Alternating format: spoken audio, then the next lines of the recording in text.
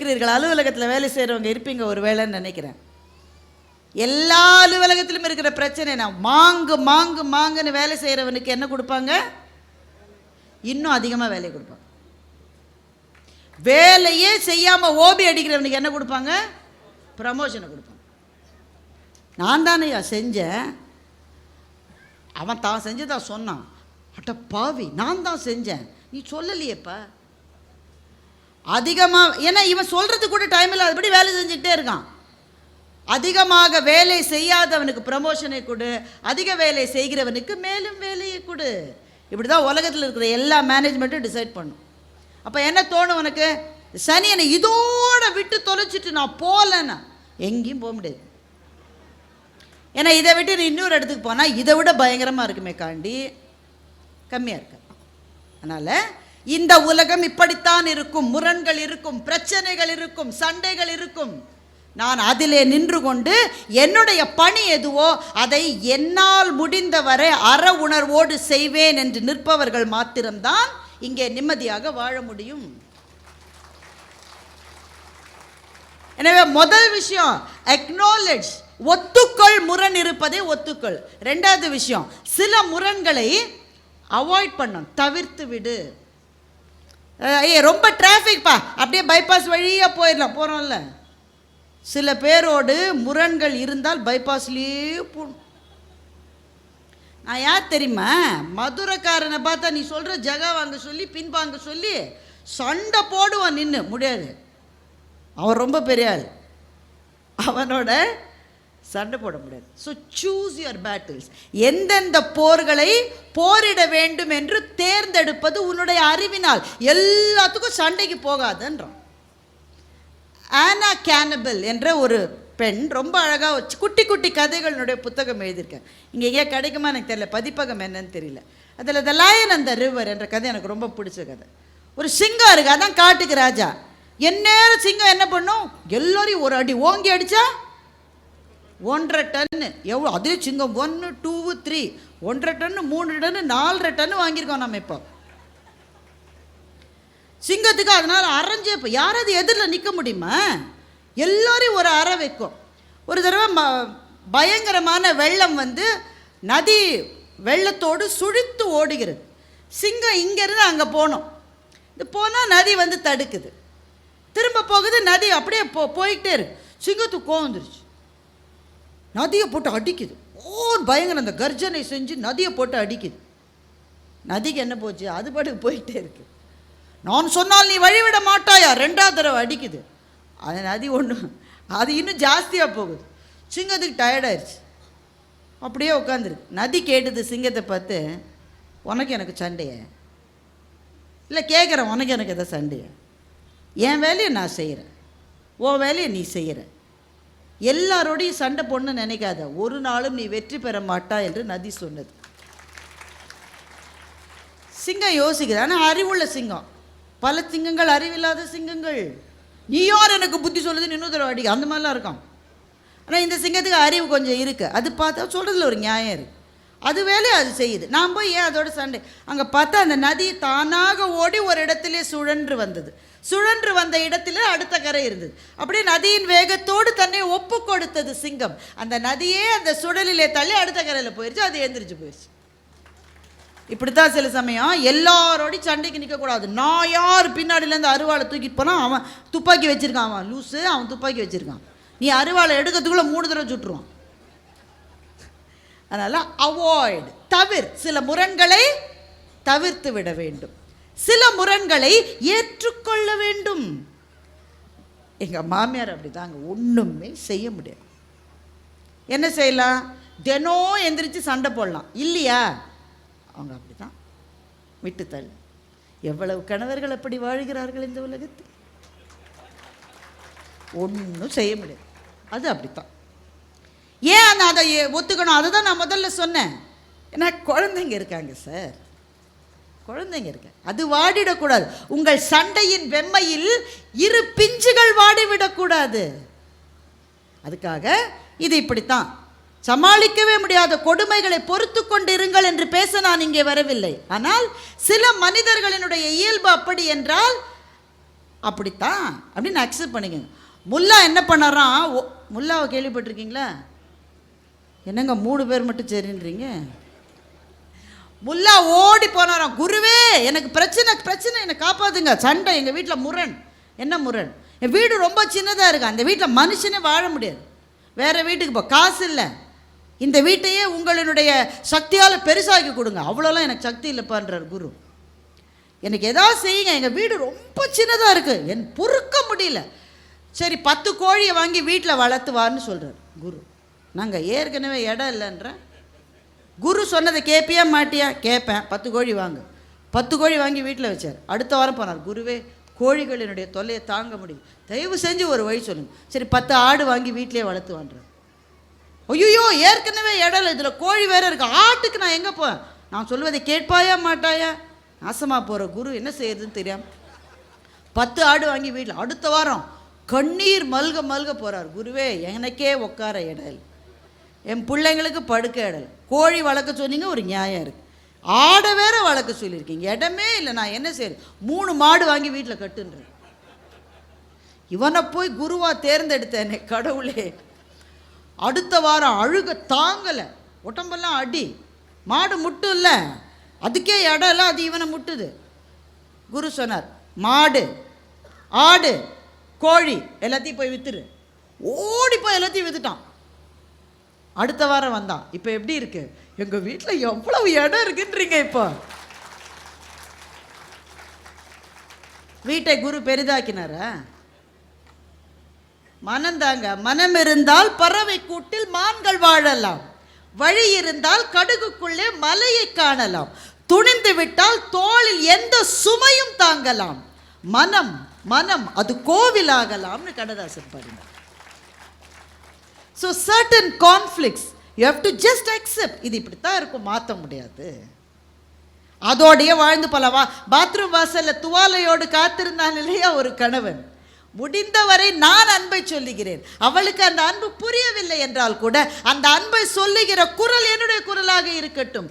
எந்த கை முதலில் நீளுவது என்பதுதானே பிரச்சனை. என்னுடைய கையை முதலில் நான் நீட்டுகிறேன். சில கான்ஃப்ளிக்ஸை நீங்கள் அப்படியே அதோட அட்ஜஸ்ட் பண்ணிட்டு போகணும், வேறு வழி கிடையாது. 3வது, சில கான்ஃப்ளிக்ஸ் அட்ஜஸ்டே பண்ணிக்க முடியாதுங்க. ஏன்னா நீங்கள் பேசிட்டு போயிடுவீங்க, உங்களுக்கு என்ன, சென்னைக்கு இப்போ விமானம் ஏறி போயிடுவீங்க, நான் கஷ்டப்படுறேங்க, இதெல்லாம் அட்ஜஸ்ட் பண்ணிக்க முடியாது. அப்போ என்ன செய்வீங்க? காம்ப்ரமைஸ். சில சமயம் ஒருத்தரோட சண்டை வந்துட்டா நீங்கள் நினைக்கிற அளவு வெற்றி அதிலே கிடைக்காது, நீங்கள் நினைக்கிற அளவு கிடைக்காது. இப்போ அண்ணன் தம்பிக்குள்ளே சண்டைங்க, நீ என்ன கேட்குற, நீ வந்து ஒரு ஃப்ளாட்டு கேட்குற, உங்கள் அண்ணன் மனைவியும் அதே ஃப்ளாட்டு தான் வேணும்னு கேட்குறாங்க. இந்த கான்ஃப்ளிக்ட் பெருசாகிருச்சு. இப்போ என்ன செய்யலாம்? நீ கோர்ட்டுக்கு போகலாம், 35 வருஷம் கேஸ் நடக்கும், வக்கீல் வீடு கட்டிடுவார். இல்லை, அவர் சொந்தமாக சம்பாதிச்சு வீடு கட்டுறாருங்க, நீங்கள் வேறு. 35 வருஷம் கேஸ் நடக்கும். இல்லை வேணாயா, நமக்குள்ளே கொஞ்சம் விட்டு கொடு, நான்லாம் ஒன்றுமே விட்டு கொடுக்க முடியாதுன்னு அண்ணன் மனைவி சொல்கிறாங்க. நீங்கள் என்ன சொல்வீங்க? சரி, இந்த வீட்டோட விலை என்ன? அக்ரீனில் ஒரு ஃப்ளாட் என்னம்மா விலை? 20 லட்சம் இருக்குமா? 5 50? அம்மா, நான் பாருங்கள் கற்காலத்துலேருந்து வந்திருக்கேன் நான். 50 லட்சம் 50 லட்சம் எனக்கு காசு நீங்கள் தர வேண்டாம், ஒரு 10 லட்சம் கொடுத்துருங்க, வீடு உங்கள் பேர்.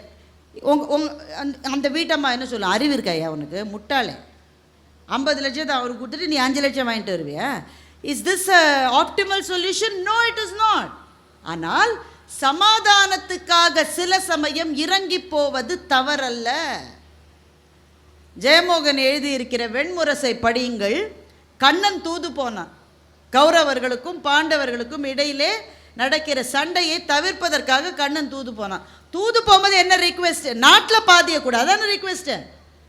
அப்போ அவன் தோத்து போனான், நீ 13 வருஷம் அவனை காட்டில் இருக்க சொன்ன, இருந்துட்டான் வந்துட்டான், இப்போ அவன் நாட்டை அவனுக்கு திருப்பி கொடுத்துருப்பா, இதானப்பா நியாயம்? அவன் முடியாதுன்றான். நாட்டில் பாதிய கொடு, முடியாதுன்றான். கண்ணன் கேட்டார், 5 கிராமங்களையாவது கொடுன்னு. இப்போ 5 கிராமங்களை கேட்பது புத்திசாலித்தனமான கோரிக்கையா என்றால் இல்லை.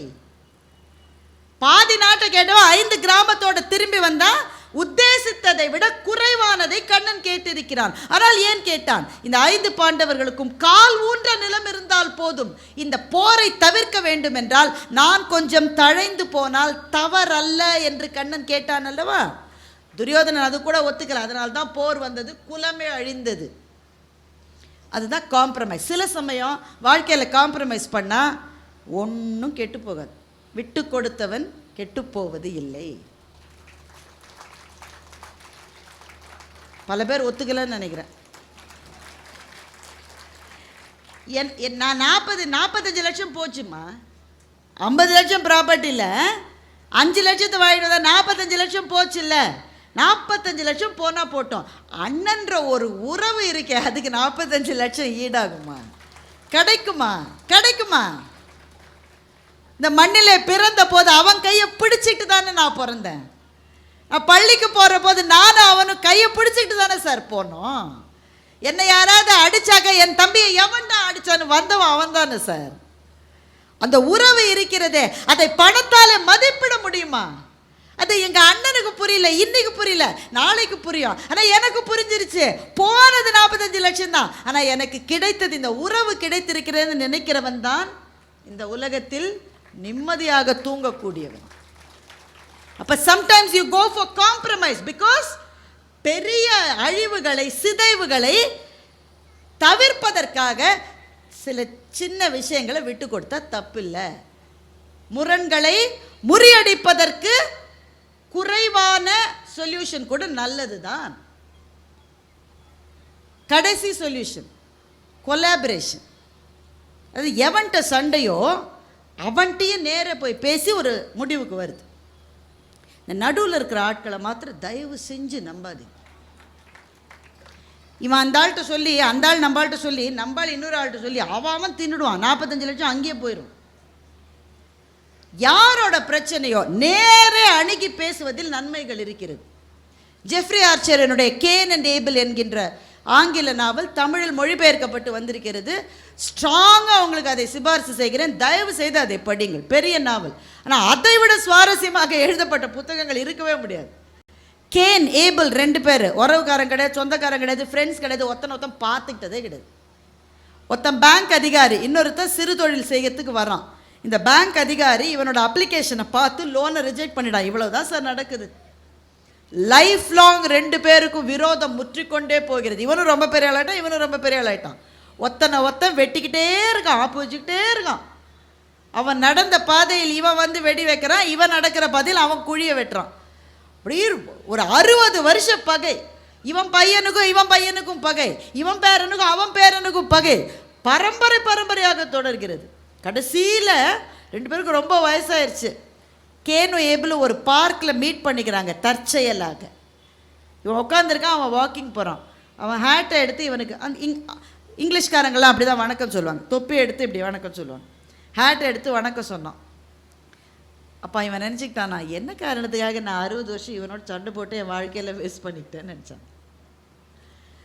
இந்த ஞானம் முதல்லையே வந்திருந்தா, நேர ஒருத்தர் போய் சந்திச்சிருந்தா 60 வருஷம் ஒத்தனை இன்னொத்த எப்படி அழிக்கிறதுனே பிளான் பண்ணி வாழ்ந்தானே, அந்த வாழ்க்கை இனிமேல் திரும்பி கிடைக்காது. போனது தானே சாமி. That is collaboration. நேர போய் பார்த்து பேசி 2 பேருக்கும் சமமான ஒரு தீர்வு. ஒரு 5 நிமிஷம் டைம் இருக்கு, ஓகேவா? இப்போ நான் என்னென்ன சொன்னேன்? ரேவதி சுப்புலட்சுமி பக்கத்தில் உட்காந்தா இதுதான் பிரச்சனை. ஆசிரியர்கள் பக்கத்தில் உட்காந்தா நமக்கும் அந்த சுபாவம் வந்துடும். பிள்ளைங்களா நல்லா கவனி, நான் என்னென்ன சொன்னேன் இப்போ சொல்லு, அது மாதிரி. ஃபர்ஸ்ட் ஆஃப் ஆல் கான்ஃப்ளிக்ஸை அக்செப்ட் பண்ணுங்க. இது இருக்கிறது, முரண் இருக்கிறது என்பதை ஒத்துக்கொள்ளுங்கள். சில முரண்களை முழுமையாக தவிர்த்து விடுங்கள், பைபாஸில் போகிற மாதிரி. சில முரண்களை அதோடு வாழ பழகுங்கள். முள்ளம்பன்றியோட முள் இருக்குல்ல, அதோட தான் முள்ளம்பன்றி வாழும். ஒரு முள்ளம்பன்றிகள் கூட்டமாக வாழும் நண்பர்கள், உங்களுக்கு தெரியுமா? ஏன்னா ரொம்ப குளிர் பிரதேசத்தில் தான் முள்ளம்பன்றி இருக்கும். கூட்டமாக ஒன்று கட்டி பிடிச்சிட்டு தான் இருக்கும் முள்ளம்பன்றி. ஒரு முள்ளம்பன்றி கோவம் வந்துருச்சு, என்னை பாரு இவன் குத்திக்கிட்டே இருக்கான், என்ன நேசமாக போகிறவன் குத்திக்கிட்டே இருக்கான், என்ன நான் இவனோடையே இருக்க மாட்டேன், நான் தனியாக போயிருச்சு. இப்போ யாருமே குத்தலை, நிம்மதியாக இருக்குது. ஆனால் குளிரில் முள்ளம்பன்றிகளால் தனித்து வாழவே முடியாது. 2 மணி நேரத்தில் செத்து போச்சு. இப்போ முள் பரவாயில்லையா, தனியாக போய் குளிரில் இருந்து இறந்தது பரவாயில்லையா என்றால், முள்ளை சில சமயம் சகித்து கொள்ள. சில முட்கள் நம் கூடவே பிறந்தவை, ஒன்றுமே பண்ண முடியும். நாமே சில சமயம் மற்றவர்களுக்கு முள்ளாக இருக்கிறோமே, அதை அவர்கள் சகித்துக் கொள்ளுகிறார்களே, அப்போது நாமே சகித்துக் கொள்ளக்கூடாது. அக்செப்ட் பண்ணுறது. அவங்க அப்படிதான், அவங்க சுபாவம் அதுதான்மா, அதை அப்படியே ஒத்துக்கோம்மா. அவங்க சுபாவம் அப்படி, என் சுபாவம் எப்படி. நானும் அவனை மாதிரி மாறக்கூடாது. நான் நானாக இருக்கணும், அவன் அவனாக இருக்கட்டும். ஆனால் 2 பேரும் ஒன்றா தான் இருக்கணும். இருந்துட்டு போகிறோம். என்ன இப்போ என்னம்மா ஐயா 80 வருஷம் 90 வருஷம் வாழ போகிறேன், என்னம்மா அக்செப்ட் பண்ணிக்கோம்மா, அவ்வளோதான். அக்செப்டன்ஸ். 3வது என்ன சொன்னேன்? காம்ப்ரமைஸ். கொஞ்சம் விட்டு கொடுங்க. உங்களுக்கு கிடைப்பது கொஞ்சம் கம்மியானா கூட ஒரு பகையை தவிர்ப்பதற்காக, ஒரு சண்டையை நிறுத்துவதற்காக, எனக்கு கொஞ்சம் கம்மியாக கிடைச்சா கூட போரும் சாமி, நம்ம உறவு விட்டு போகக்கூடாது சாமின்னு சொல்கிறோம் பாருங்கள், அது காம்ப்ரமைஸ். கொலாபரேஷன்றது பெரும்பாலும் வீடுகளில் கொலாபரேஷன் நடக்காது. ஏன்னா வீட்டில் சொல்லுவாங்க கணவனுக்கும் மனைவிக்கும் பிரச்சனையா, உடனே ஒரு டாக்டர் வந்துடுவார் டிவியில், எல்லா பிரச்சனையும் நீங்கள் பேசி சரி செய்து கொள்ளலாம். ஒரு பிரச்சனையை கூட பேசி சரி செய்ய முடியாது கணவன் மனைவிக்குள்ள. ஏம்மா இன்னைக்கு எல்லா பிரச்சனையும் பேசி சால்வ் பண்ணலாமாம்மா, உட்காருமா. அந்த அம்மா வந்து உட்காரும். இப்போ என்னம்மா உனக்கு கோவம்? என்ன கோவம்னு கேட்குறீங்க? முந்தா நாள் என்ன நடந்தது? முந்தா நாள் என்ன நடந்தது சத்தியமாக இருக்கு ஞாபகம். முந்தா நாள் என்ன நடந்தது? ஓ அதுவே மறந்துட்டீங்களா? போன மாதம் உங்கள் அம்மா ஃபோன் பண்ணி என்ன சொன்னாங்க? போன மாதம் அம்மா ஃபோன் பண்ணாங்களா? எனக்கு தெரியல. ஓ அதுவும் தெரியாத மாதிரி நடிப்பீங்க நீங்கள் எல்லாம், ஒரே குழு. எனக்கு தெரியாது. அது 6 மாதம் முன்னாடி உங்கள் அக்கா வந்து 2 நாள் இருந்தாங்களே, அப்போ என்ன நடந்தது? இந்த மனுஷனுக்கு என்ன நடந்ததுன்னே தெரியல. அந்த அம்மா 100 பட்டியல் போடும். இது பேசி சால்வ் பண்ணுற பிரச்சனையா? இதுக்கு ஒரே வழி தான் இருக்கு. என்ன வழி? ஒன்றுமே பேசாமல் இருக்குது, தானாக சரியாயிரும். அந்த மாதிரி எவ்வளோ நாள் மேலே பார்த்துக்கிட்டே சோறு ரெடியாக இருக்குன்னு சொல்லும், 3 நாள் சொல்லும், 4வது நாள் அதுக்கு வேறு வேறு வேலை இருக்குல்ல, பாவம் அதோடைய ப்ரெஷர் அதுக்கு. ஏன் நீங்கள் மோட்டு வேலையை பார்த்துக்கிட்டே சாப்பிடுவீங்களா? நல்லா இலையை பார்த்து சாப்பிட்டா என்ன? அம்மா நீ இலையை பார்த்து சோறு போட்டால் நானும் இலையை பார்த்து சாப்பிட்றேன், சரியாயிடும். ஏன் நீ மோட்டு வேலையை பார்த்து கொண்டே எனக்கு உணவு படைத்தாய்ன்னு பேச உட்காந்திங்கன்னா எதுவுமே விளங்காது. அதனால் அறிவை பயன்படுத்தணும். கொலாபரேஷன்றது ஆஃபீஸில் செய்ய வேண்டியது, அலுவலகத்தில் செய்ய வேண்டியது, எதிரிகளோடு செய்ய வேண்டியது. கொலாபரேட். பெரிய பெரிய நாடுகள் அதை செய்யறதுக்கு தான் முயற்சி பண்ணிட்டு இருக்காங்க. பெரிய பெரிய நிறுவனங்கள் அதை செய்வதற்கு முயற்சி செய்கிறார்கள். இப்போ ஷூ பிராண்ட் 2 இருக்கு, உங்களுக்கு தெரியுமா? Adidas and Puma. கேள்விப்பட்டிருக்கீங்களா?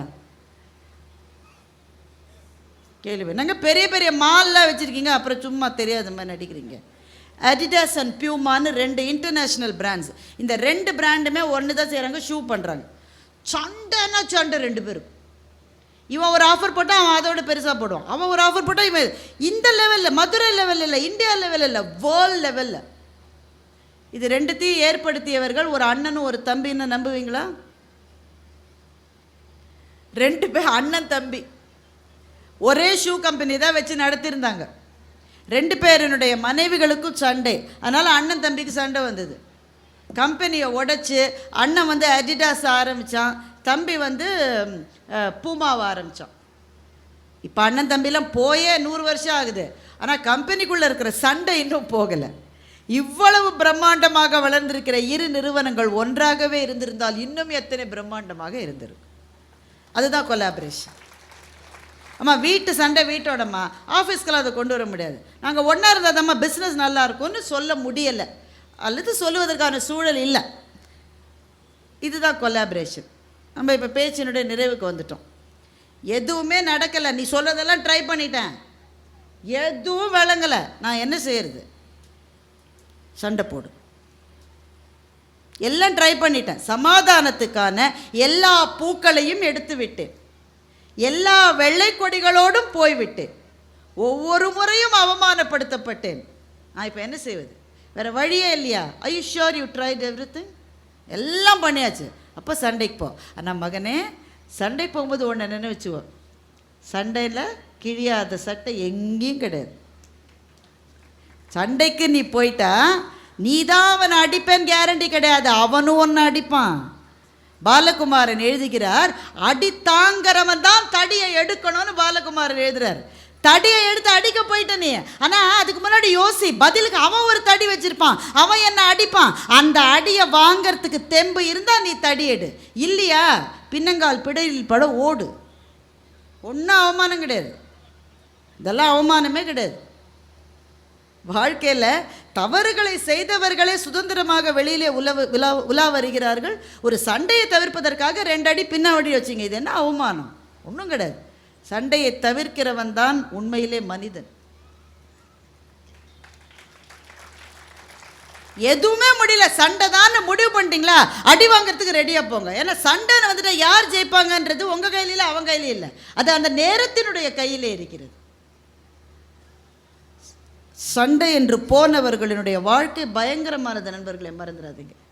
நிறைவாக ஜெயமோகனுடைய வெண்முரசில் இருந்து சண்டைக்கு போன ஒரு மனிதனுடைய கதையை சொல்லி நான் முடிக்கிறேன். சகுனியை பற்றி ஒரு தகவல் சொல்லுகிறார். சகுனியோட வாழ்க்கையை பற்றி 2-3 கதைகள் இருக்குங்க. எல்லா கதையும் சொல்ல நேரம் இல்லை. 2-3 கதையில் எந்த கதை ஒரிஜினலாக வியாசர் எழுதினதுன்றது வேற, அதை விட்டுருங்க. ஆனால் மகாபாரதத்துக்கு நிறைய கிளைக்கதைகள். சகுனி தெரியும் தானேங்க எல்லாருக்கும், நல்ல வேலை. மகாபாரதத்துக்கு நிறைய கிளைக்கதைகள் இருக்கிறது. ஒரு கிளைக்கதையின்படி சகுனிக்கு 99 சகோதரர்கள், மொத்தம் அவங்க 100 பேர். கௌரவர்கள் மாதிரி அவங்களும் 100 பேர். அவங்க அப்பா பேர் சுலபர். அவங்களுடைய ஒரே ஒரு சகோதரி காந்தாரி. அந்த காந்தாரியை திருதராஷ்டிரனுக்கு திருமணம் செஞ்சு கொடுத்து வச்சுட்டாங்க. திருமணத்துக்கு எல்லாம் பண்ணி கல்யாணமே ஆயிடுச்சு. திருதராஷ்டிரனுக்கு பார்வையில்லை என்பதால் காந்தாரியும் கண்ணை கட்டி கொண்டு தானும் பார்வையற்றவளாக ஆனாள். தனக்கு இருக்கிற ஒரே சகோதரிக்கு ஒரு பார்வை இல்லாதவருக்கு கல்யாணம் பண்ணி கொடுத்துட்டாங்களேன்னு சகுனிக்கு ஒரு சின்ன வருத்தம் இருந்தது. அதை விட முக்கியம் என்னென்னா, காந்தாரிக்கு திருமணம் செய்து கொண்ட போது இவங்க எல்லாம் சேர்ந்து ஒரு ரகசியத்தை மறைத்து விட்டு திருமணம் செய்து கொடுத்திருக்கிறார்கள். அது என்ன ரகசியம் என்னன்றது அப்புறம் பார்த்துக்கலாம், ஒன்றும் பெரிய விஷயம் இல்லை. ஏதோ ஒரு எல்லா கல்யாணத்துலேயும் தானங்க இருக்குது, ரகசியத்தை மறைக்காத ஒரு கல்யாணம் இருக்கா சொல்லுங்கள்? எல்லா கல்யாணத்துலேயும் ஏதோ ஒன்று முன்ன பின்ன மேலே கீழே, அவங்களுக்கு இப்போ தெரிய வேணாம், அப்புறம் சொல்கிறது தானே. காந்தாரியை பற்றி ஒன்றும் பெரிய விஷயம் இல்லை. அவள் உத்தமி, கற்பின் சிறந்தவள் அவள். ஆனால் ஒரு விஷயத்த வெளியில் சொல்லாமல் கல்யாணம் நடந்துருச்சு. திருமணம் முடிந்து திருதராஷ்டிரனுக்கு ரொம்ப மகிழ்ச்சி, மனைவியை பற்றி போயிட்டான். ஆனால் பீஷ்மருக்கு தெரிந்து விட்டது இவர்கள் ஒரு உண்மையை மறைத்து விட்டார்கள் என்று. அவருக்கு கோபம் வந்துருச்சு. He was the most powerful person in the country. அன்னைக்கு அவருடைய வீரத்துக்கு முன்னாடி யாராலையுமே நிற்க முடியாது, அப்படிப்பட்ட வீரம் கொண்டவர் பீஷ்மர். என்கிட்ட நீங்கள் விஷயத்தை மறைச்சிட்டிங்களான்னு என்ன பண்ணார், அப்பாவையும் 100 சகோதரர்களையும் சிறையில் அடைத்து விட்டார். சிறையில் அடைச்சிட்டு என்ன பண்ணார்னா, ஒவ்வொரு நாளும் உள்ள எவ்வளோ பேர் இருக்குது, 100 + 1 101 பேர். ஒரு ஆளுக்கு சாப்பாடு தான் நான் கொடுப்பேன் ஒவ்வொரு நாளும். ஏன் அப்படி சொன்னாருன்னு உங்களுக்கு புரியுதா? 101 பேரை உள்ளே அடிச்சுட்டு ஒரு ஆளுக்கு சாப்பாடு கொடுத்தா என்ன வரும்? ஒத்த அடிச்சுட்டு சாவோம். பசியை எவ்வளோ நாளுங்க தாங்க முடியும்? அண்ணன் என்னடா தம்பி என்னடா, பசியை எப்படி தாங்கிறது? ஒத்தனை அடிச்சுக்கிட்டு சாவான். ஆனால் எல்லாரையும் அடித்து ஒருத்த மட்டும் ஜெயிப்பான். யார் ஜெயிக்கிறானோ அவன் நம்ம நாட்டுக்கு தேவையான ஆள். ஏன்னா அவன் தான் 100 பேரை அழிச்சிட்டு வந்த மாதிரியான ஒரு ஆள் நமக்கு தேவை. அப்படி வரவனை நான் அஸ்தினாபுரத்தில் வச்சுக்கிறேன்னு இவர் முடிவு பண்ணுறார். இந்த 100 சகோதரர்களுக்கும் 3-4 நாள் சண்டை வந்தது, சாப்பாடு எனக்கு உனக்கு. அப்போ சகுனி சொன்னார், சகோதரர்களே நம்மளுக்கு சண்டை வேண்டாம், ஒரு ஆள் சாப்பாடுனா ஒருத்தன் தான் சாப்பிட முடியும், 100 பேர் சாப்பிட முடியாது. அதனால் 99 பேர் விட்டு கொடுப்போம், ஒரு ஆளை மாத்திரம் உயிரோடு வைப்போம், தினம் அவனுக்கு தான் சாப்பாடு, பாக்கி இருக்கிறவங்களாம் பசிச்சு பசிச்சு பசிச்சு பசிச்சு ஒவ்வொருத்தனா சாவான், நாம் சாவோம். ஆனால் உயிரோடு இருக்கிற ஒருத்தன் அந்த பீஷ்மரை பழிவாங்குவதற்காகவே உயிர் வாழ்வான். அதுதான் நடந்தது.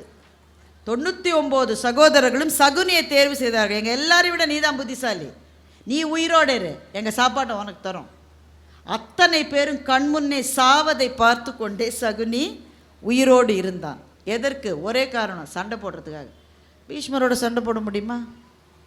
முடியாது. ஆனால் பீஷ்மரனுடைய இடத்துக்கே போய் பீஷ்மர் என்ன எதிர்பார்த்தார்? 100 அண்ணன் தம்பிகள் ஒருவரோடு ஒருவர் அடித்து கொண்டு சாகணும்னு தானே. இங்கே 100 அங்கே 5, நீங்கள் 105 பேர் ஒருத்தரோட ஒருத்தர் அடிச்சுக்கிட்டு சாகிறத நான் பார்ப்பேன்டான்னு சகுனி வாழ்ந்தான். பழி வாங்குவது சரின்னு சரியில்லை. ஆனால் சண்டைக்குன்னு போயிட்டா இந்த எல்லை வரை போகணும்.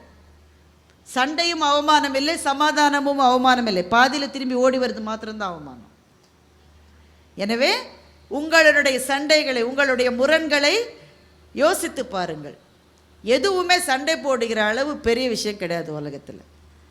நீங்கள் கொஞ்சம் தள்ளி நின்று பார்த்தா நமக்கே கேவலமாக இருக்குச்சு, இதுக்காக சண்டை போட்டோம். ஒரு 10 வருஷம் கழித்து பார்த்தா எல்லா சண்டைகளுமே அற்பமானவைகள் தான். வாழ்வென்கின்ற மகாநதியில் நாம் பயணம் செய்கிற போது முரண்கள் இருக்கத்தான் செய்யும். ஆனால் முரண்கள் நதியின் சுழல்கள் மாதிரி. அந்த சுழல்கள் இருப்பதனால்தான் நதி நகருகிறது என்பது போல முரண்கள் வர வரத்தான் நமக்குள்ளே இருக்கிற நம்முடைய திறமைகள் வலுப்பெறுகின்றன, நம்முடைய அன்பு வலுப்பெறுகிறது, நம்முடைய நேசம் வலுப்பெறுகிறது. எனவே முரண்களும் முரண்களற்ற சமாதானமும் மாறி மாறி இருக்கரையாக இருப்பது தான் வாழ்க்கை. இந்த வாழ்க்கை என்ற மகாநதியை நாம் நீந்தி கடப்பதற்கு புத்தகங்களைப் போல துணை செய்பவை எவையும் இல்லை என்பதனால் இந்த சரஸ்வதி பூஜையைத்தான் இப்போது மதுரையிலே நீங்கள் புத்தக திருவிழாவாக கொண்டாடி கொண்டிருக்கின்றீர்கள். புத்தகங்களினுடைய அன்னையான கல்வி அந்த தேவதை எழுத்தாளர்களையும் பதிப்பாளர்களையும் மாத்திரமல்ல, நமக்கும் அவள் ஆசி கூறட்டும் என்று சொல்லி இந்த நல்ல வாய்ப்பை கொடுத்த அத்தனை பேருக்கும் நன்றி பாராட்டி முடிக்கின்றேன். இந்த தகவல் உங்களுக்கு பிடிச்சிருந்தா லைக் பண்ணுங்க, உங்க ஃப்ரெண்ட்ஸுக்கு ஷேர் பண்ணுங்க, மறக்காம எங்க சேனலுக்கு சப்ஸ்கிரைப் பண்ணுங்க.